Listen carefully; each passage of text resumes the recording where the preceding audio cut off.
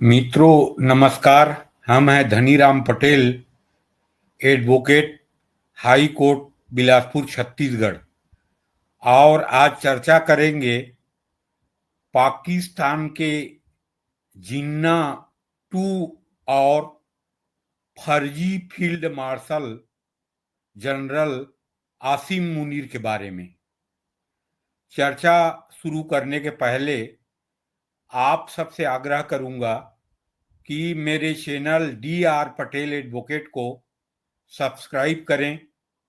ये आपके लिए 2 सेकंड की मुद्दा है, लेकिन हमारे लिए बहुत बड़ी सहयोग हो जाती है। मित्रों, पाकिस्तान के जिन्ना टू और फर्जी field marshal Asim Munir, Jinnah two क्यों कह रहा हूं मैं, तो इसका कारण है, आप इतिहास में देखेंगे पाकिस्तान के निर्माता और मुस्लिम लीग के नेता जिन्ना 40 के दशक में जो भाषण देता था कि हम कलमे के बुनियाद पे टू नेशन थ्योरी के आधार पे हम मुस्लिम बहुल इलाके को पाकिस्तान बनाएंगे, क्योंकि हिंदू मुसलमान दो कौम हैं और एक साथ नहीं रह सकते। टू नेशन थ्योरी जैसे भारत के इतिहास में पढ़ाया जाता है, सिंपल नहीं है। मुस्लिम लीग जब से बना 1906 से लेके 1947 तक, टू नेशन थ्योरी के अंदर जो थ्योरी था उसमें गजवाए हिंद था। मतलब लड़ के लिए हैं पाकिस्तान, जीत के लेंगे हिंदुस्तान, और हिंदुस्तान को इस्लामिक राष्ट्र बनाना। ये जिन्ना जब मुस्लिम लीग के नेता बना, उसके बाद जब पाकिस्तान बना, तब तक टू नेशन के थ्योरी का नारा दिया और पाकिस्तान हासिल किया। आज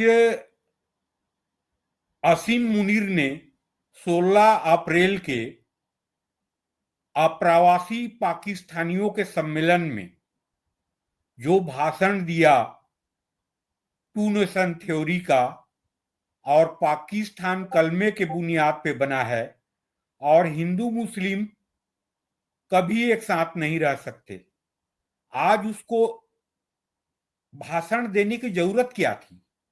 आप सब जानते हैं कि 1947 में जो पाकिस्तान बना, आज जो पाकिस्तान है, पश्चिमी पाकिस्तान, उस समय जो था, उस समय 28% हिंदू और सिख पाकिस्तान में थे, और आज की स्थिति में 1.5%, 1.6% हिंदू बच गए हैं पाकिस्तान में। तो आज टू नेशन थ्योरी के बारे में बताना और कलमे के बुनियाद पे पाकिस्तान बनने के बारे में बताना और हिंदू मुस्लिम एक साथ नहीं रह सकते, इसके बारे में बताना आवश्यकता क्यों थी आसिम मुनीर को?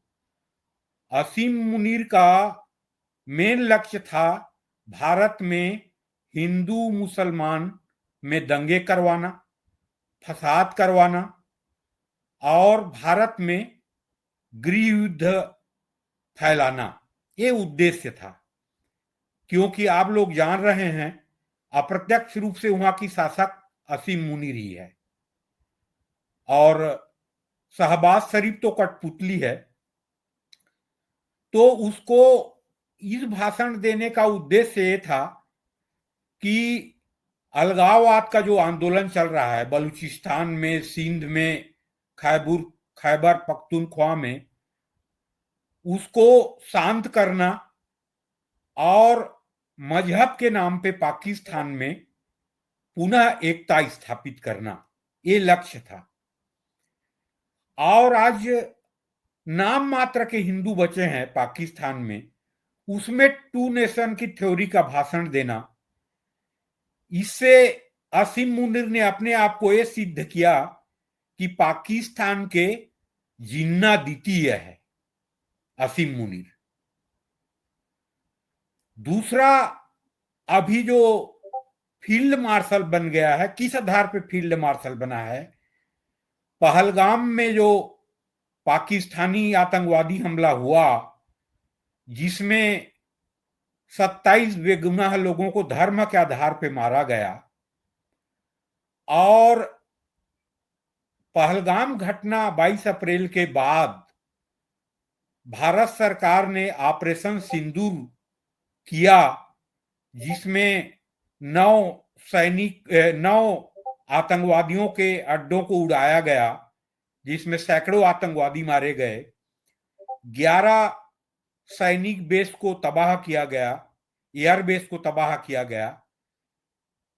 इसके बावजूद भी पाकिस्तानी मीडिया और पाकिस्तानी सोशल मीडिया और पाकिस्तानी पत्रकारों के द्वारा दुनिया में ये फैलाया गया कि हमने भारत के कई एयरबेस को उड़ा दिया है, कई सैनिक अड्डों को उड़ा दिया है, और राफेल विमान को हमने उड़ा दिया है।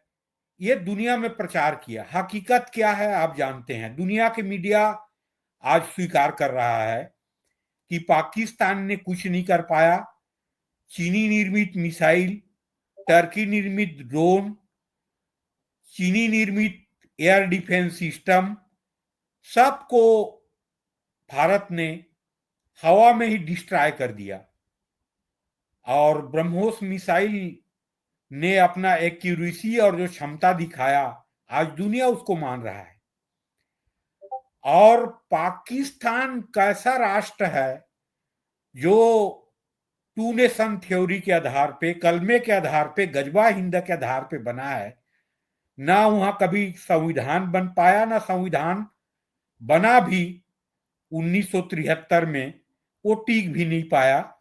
4 बार मिलिट्री क्रू हुआ, और हारा हुआ पाकिस्तान और हारे हुए पाकिस्तान के सेनापति अपने आप को विजेता घोषित करके अपने आप को फील्ड मार्शल घोषित करवा लिया।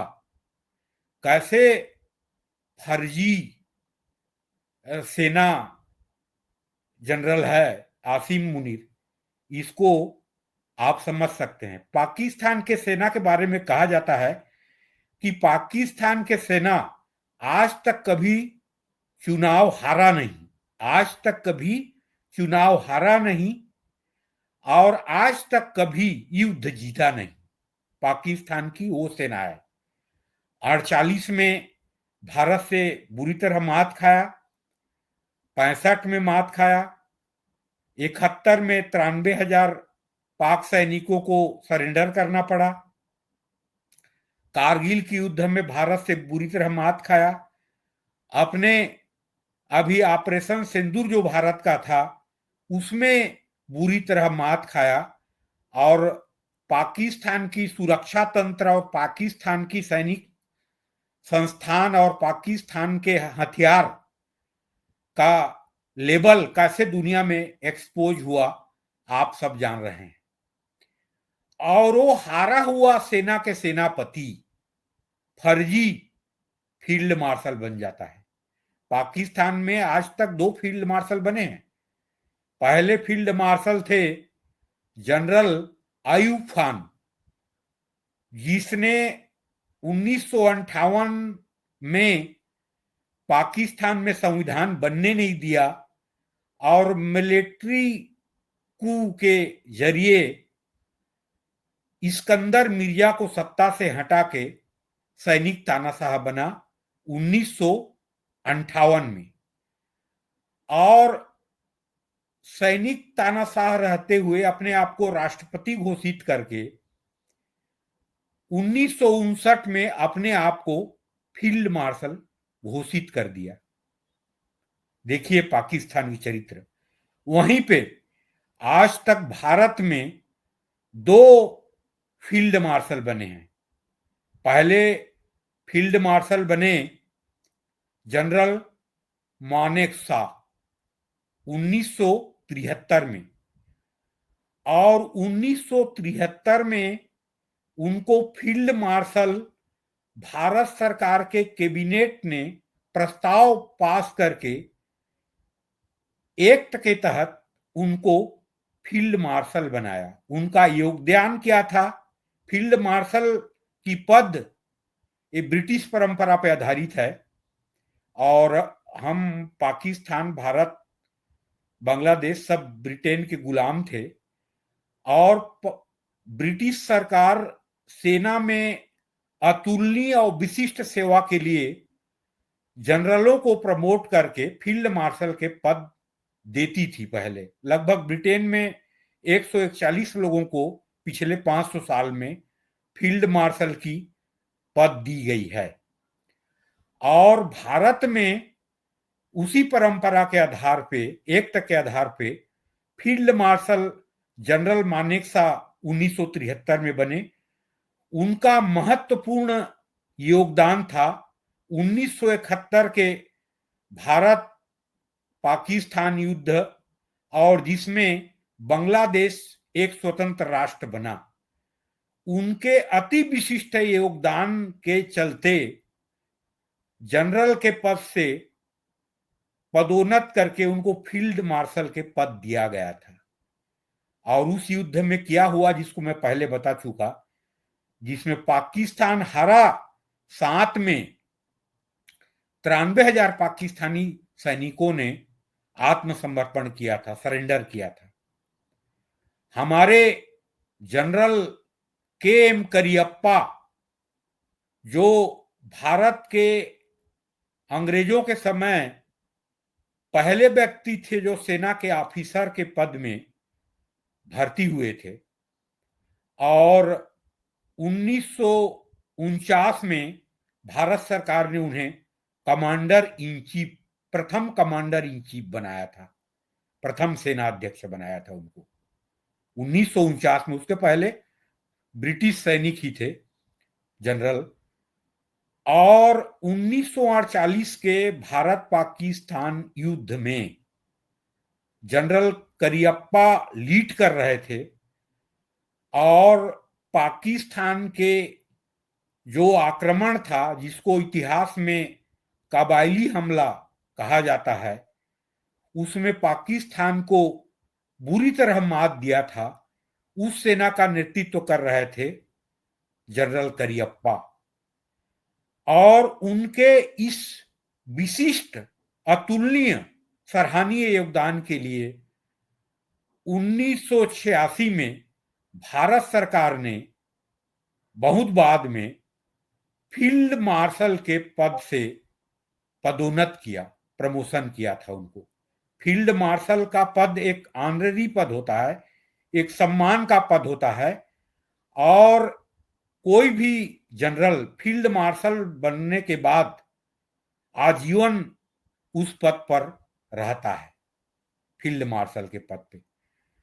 तो भारत के दो जनरलों को जो फील्ड मार्शल का पद दिया गया, उनका क्या सराहनीय, अतुलनीय योगदान है सेना में, उसको आप समझ सकते हैं, जिसके बारे में मैं पहले बताया, चाहे मानेकशॉ हो, चाहे के.एम. करियप्पा साहब हो।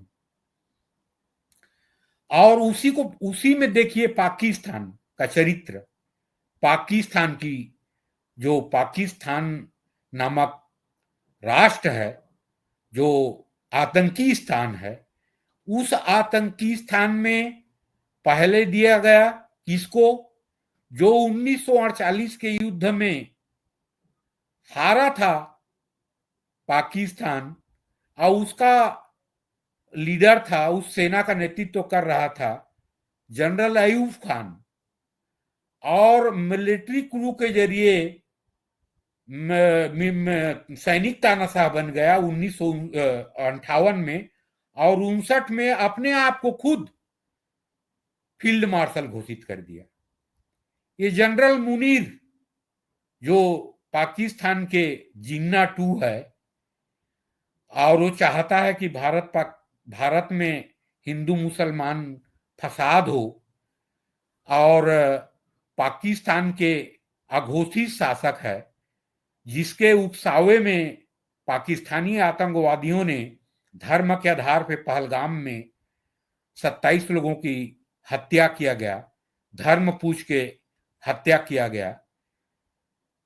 और अभी ऑपरेशन सिंदूर में बुरी तरह पीटने वाला पाकिस्तान, जिसको मैं पहले आपको बताया, उसके सेना प्रमुख स्वयं अपने आप को फील्ड मार्शल घोषित कर देता है। और उसके कहने पे वहां के राष्ट्रपति और कैबिनेट उसको, जानते हुए कि भारत ने पाकिस्तान को के सेना को आप ऑपरेशन सिंदूर में कैसे पीटा है और उसके औकात को कैसे बताया है, उसके बावजूद भी स्वयं को फील्ड मार्शल घोषित कर देता है, जो पाकिस्तान के अप्रत्यक्ष शासक है।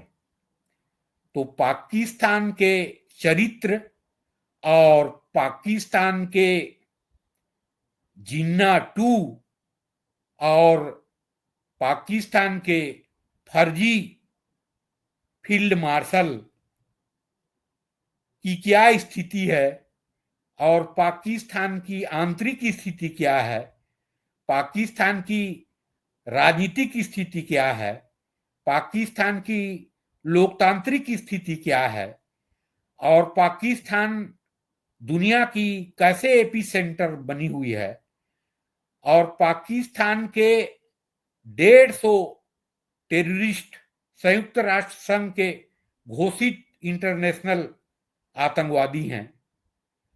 ऐसे राष्ट्र के सेना प्रमुख और सरकार क्या हो सकती है, और वैसे सरकार ही जनरल मुनीर जैसे जिन्ना 2 को और फर्जी कमांडर चीफ को फर्जी कमांडर चीफ बना सकता है।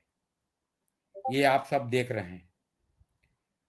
तो मित्रों, नमस्कार, जय हिंद, जय भारत।